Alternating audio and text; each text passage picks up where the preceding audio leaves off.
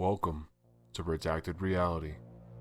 If the allure of the shadowy, cryptic, and mystical tales captivate you, then please subscribe and hang around. Chapter 1: Ashes and Echoes. The air was thick with the smell of rain-soaked earth and incense as the group gathered near the cemetery behind St. Michael's Catholic Church. A soft drizzle fell, muting the world into shades of gray. Above them, the church's stone spire disappeared into low-hanging clouds, a silent sentinel over the proceedings. The wind hissed faintly through the ancient trees, rustling their branches like reluctant witnesses. Nick stood closest to the grave, his hands buried deep in his jacket pockets, his jaw tight and his eyes fixated on the casket as it slowly lowered into the ground. He hadn't uttered a word since they arrived, but the weight of his guilt was almost palpable. His face was drawn, pale from sleepless nights, and his trembling hand clenched a small flower he had yet to release. Sarah stood a step behind him, her posture rigid, as though holding herself through sheer will.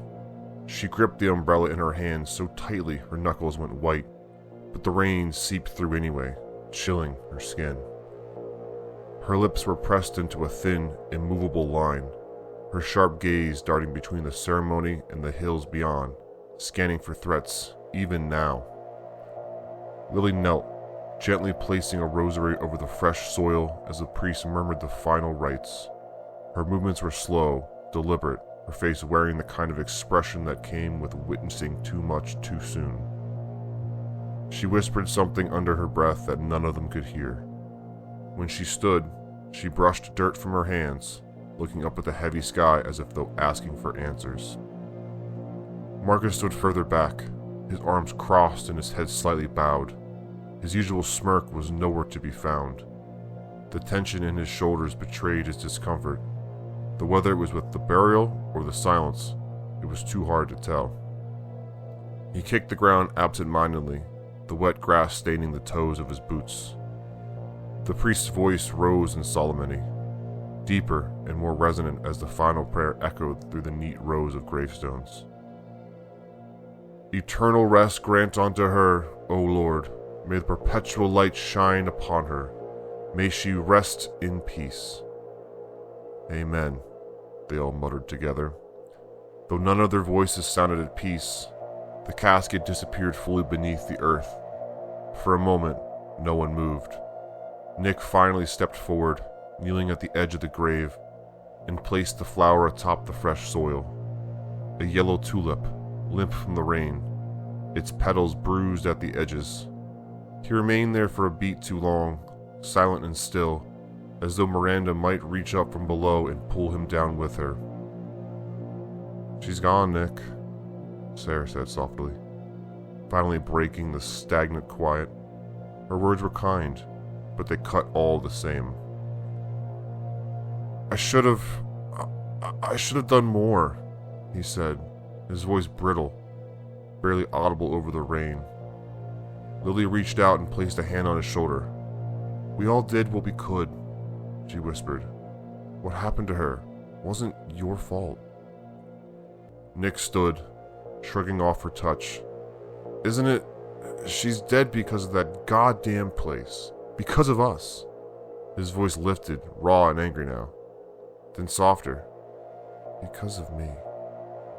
"Enough," Sarah said firmly, her tone brokering no argument. "We can't change the past, but we can stop it from happening again." She glanced at the others, her eyes hard though her voice wavered slightly. "That's why we're doing this. For her, and for anyone else who suffered because of that house." The group felt silent again, the weight of her words sinking in like stones dropped into deep water. A crow cawed sharply, cutting through the somber moment.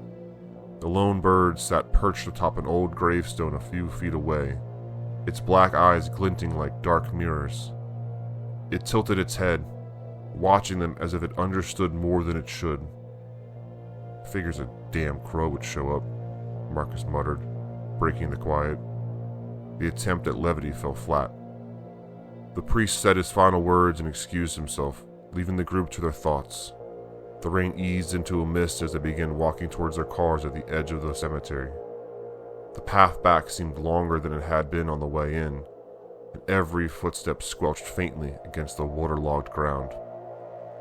At the wrought iron gates, Nick paused and looked back one last time, his face hardening as he stared at the fresh grave. "It isn't over," he said, more to himself than anyone else. "No," Sarah said as she stepped beside him, following his gaze. "It's just beginning." Unseen by them, the crow flapped its wings and took off, circling the gravestones once more before disappearing into the dark sky. The rain was subsiding, but the heavy air carried with it a sense of something lingering, unresolved, watching, waiting.